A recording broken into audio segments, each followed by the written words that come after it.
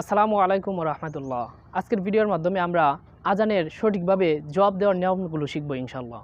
মুয়াজ্জিন সাহেব যখন আজানে আল্লাহু আকবার বলে, তখন আমরা যারা শুনি আমরাও মনে মনে আল্লাহু আকবার জবাব দেব, এটাই জবাব।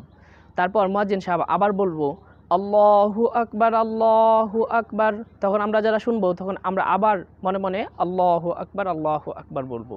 তারপর মুয়াজ্জিন সাহেব আজানে বলবে আশহাদু আল্লা ইলাহা ইল্লাল্লাহ, তখন আমরাও মনে মনে আশহাদু আল্লা ইলাহা ইল্লাল্লাহ।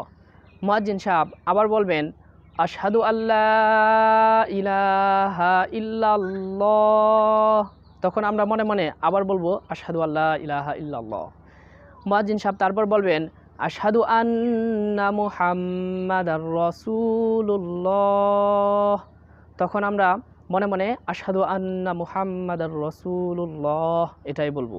তারপর মুয়াজ্জিন সাহেব আবার বলবেন আশহাদু আন্না মুহাম্মাদার রাসূলুল্লাহ, তখন আবারও আমরা মনে মনে আশহাদু আন্না মুহাম্মাদার রাসূলুল্লাহ এটা বলবো।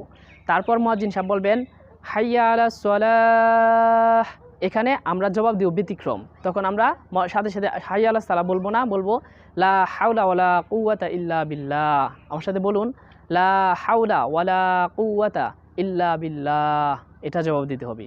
তারপর মুয়াজ্জিন সাহেব আবার বলবেন হাইয়া আলাস সালাহ, তখন আবার আমরা লা হাওলা ওয়ালা কুওয়াতা ইল্লা বিল্লাহ বলবো।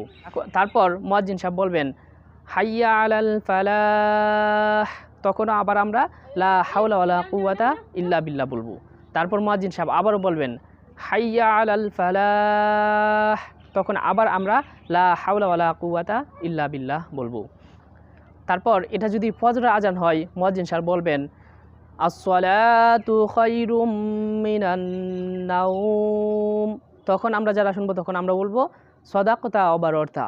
আবার মুয়াজ্জিন সাহেব বলবেন আসসালাতু খায়রুম মিনান নাওম, তখন আমরা আবার বলবো সাদাকাতা অবারতা। আমার সাথে বলুন সাদাকাতা অবারতা। তারপর মুয়াজ্জিন সাহেব আবার দুইবার আল্লাহু আকবার বলবেন আল্লাহু আকবার, তখন আমরা মনে মনে আবার আল্লাহু আকবার বলবো।